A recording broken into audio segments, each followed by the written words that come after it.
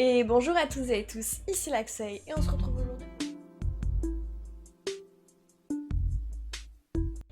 aujourd'hui. Pour une nouvelle vidéo pour mes lectures du mois de juin.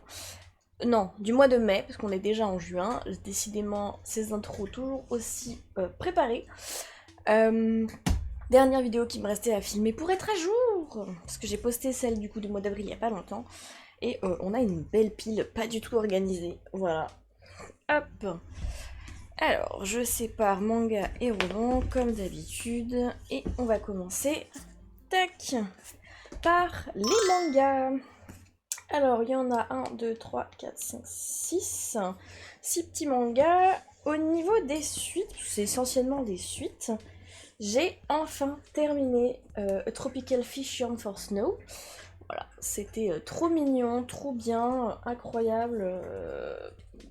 On a beaucoup cette notion de solitude qui est abordée dans ce manga, puisqu'on suit une jeune fille qui est très solitaire dans sa passion, qui est du coup Anami, enfin Koyuki.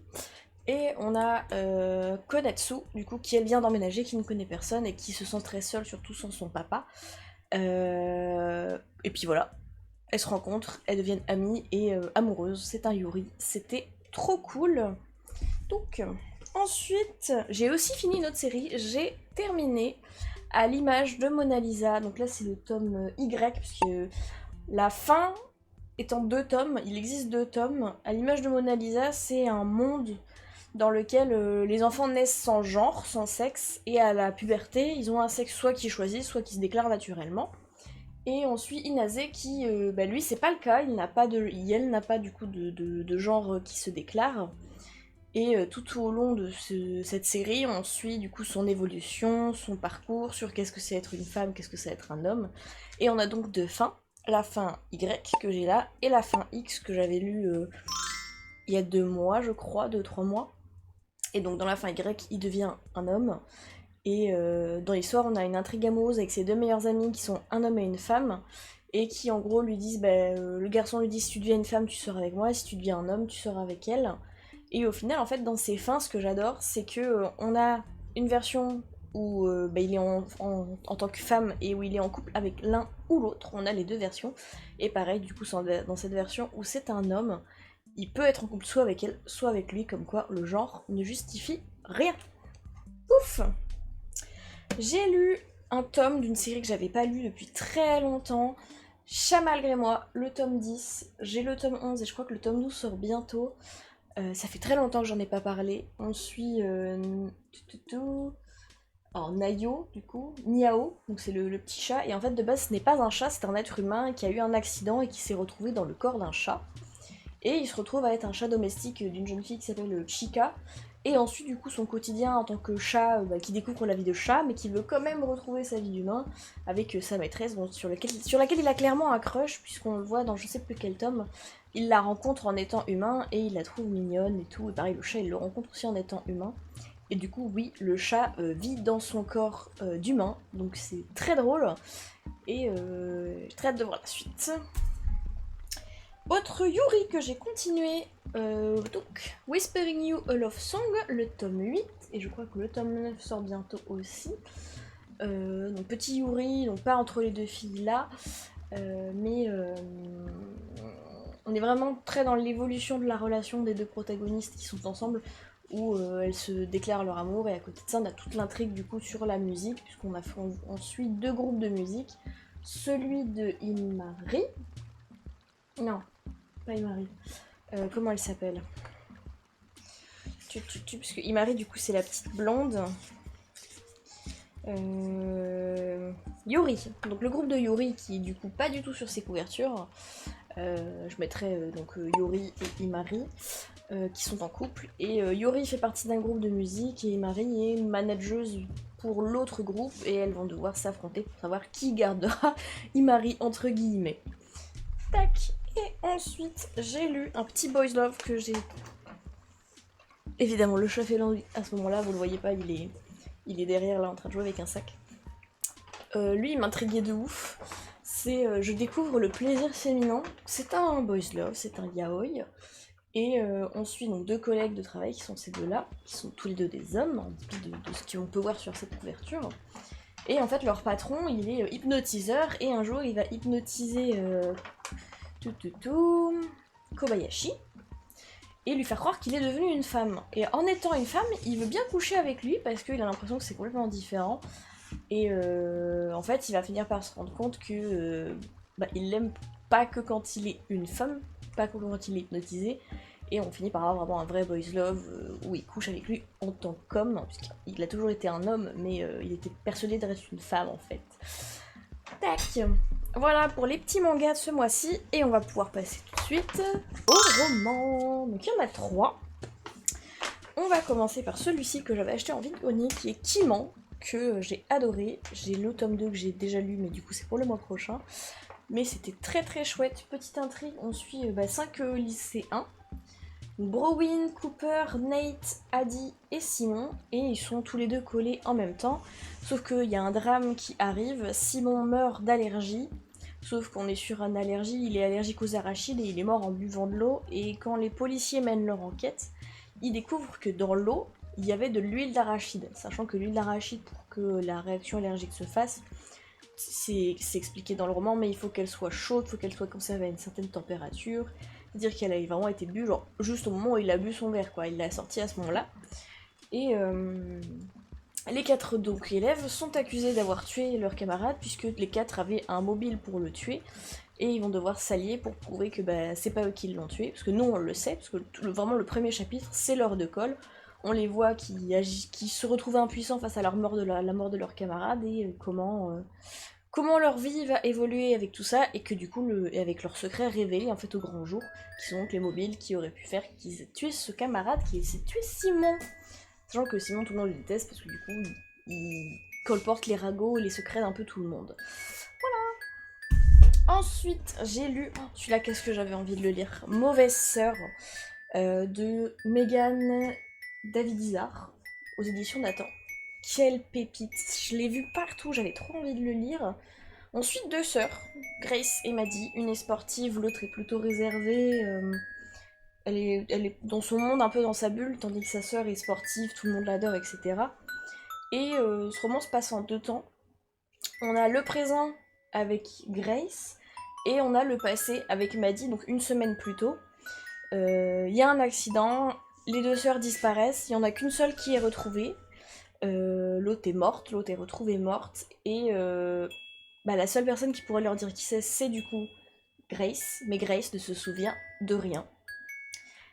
Le plot twist, il est génial. Moi j'avais trouvé, c'est vraiment des petits détails, mais en fait quand on y pense, c'est logique.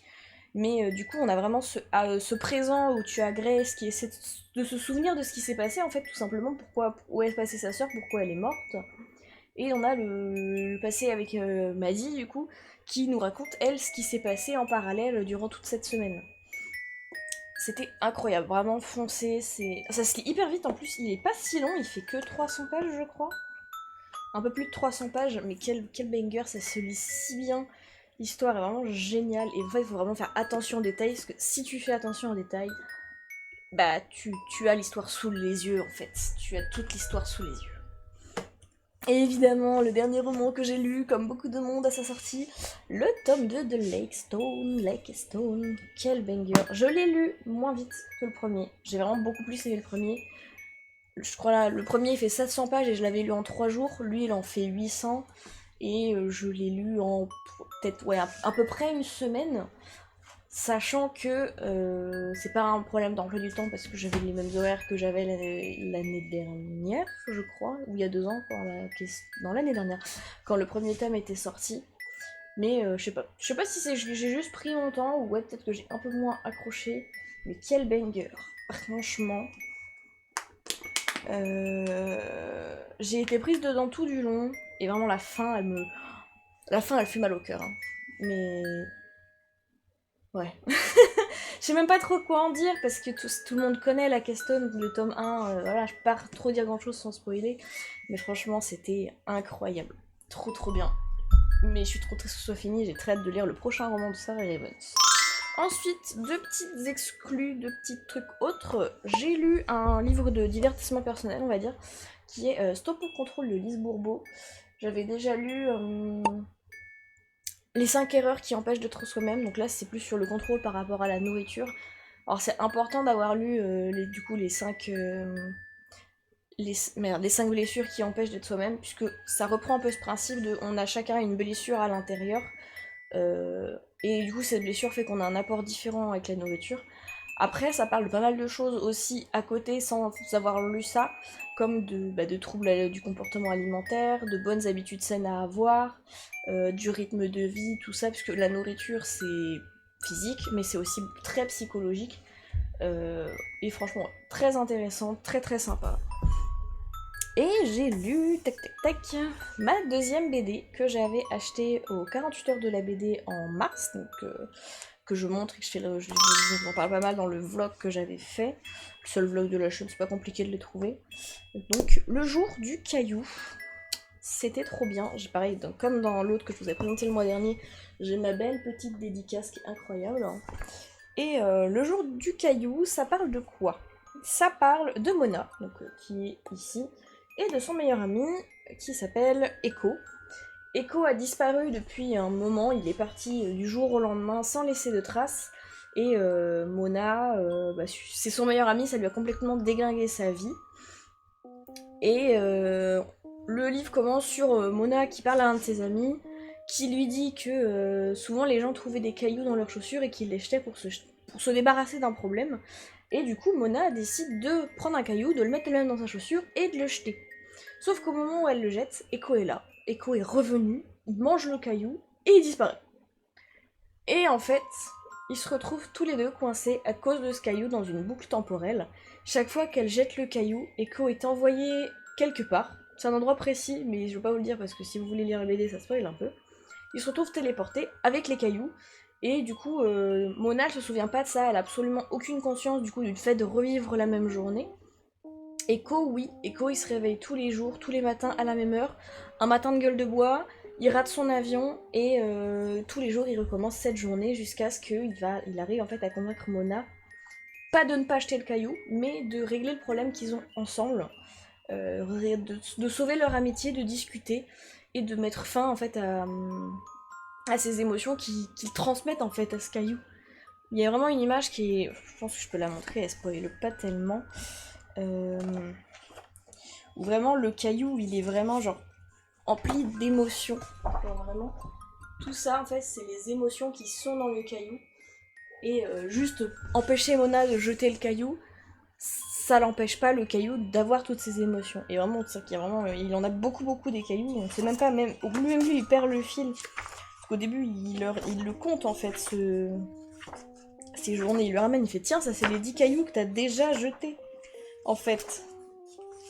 Mais franchement, ouais, c'est incroyable. Incroyable. Voilà, c'était très cool. Et en plus, l'autrice pas l'autrice, c'est la dessinatrice que j'avais rencontrée. Parce que vraiment, les dessins sont vraiment. C'est coloré, c'est doux, c'est. Les expressions des personnages, j'adore le style de dessin de la BD. Enfin, vraiment, c'est incroyable. Voilà. Pour cette petite BD, ma deuxième petite BD, et du coup j'ai très envie d'en acheter plein d'autres des BD, ça faisait très longtemps que j'en avais pas lu, et c'est toujours aussi cool, ça change des mangas, ça change des romans, c'est très différent, et j'adore. Hop, et du coup ce sera tout pour ce petit haul, j'espère que ça vous aura plu, on se retrouve bientôt pour une prochaine vidéo. Si je me bouge, je vais faire une vidéo pour... si je me bouge, je vais me bouger, pour vous faire une nouvelle vidéo mensuelle sur mes favoris de chaque mois, donc sur la nourriture que j'ai pu découvrir, les boissons, les musiques, les séries, les jeux, etc. Pour avoir quelque chose en plus de mes lectures du mois, parce que j'aimerais bien faire un peu plus de choses sur cette chaîne. Et du coup, normalement, on se retrouve d'ici une semaine ou deux, du coup, pour cette prochaine vidéo. On se dit à très bientôt. Bye!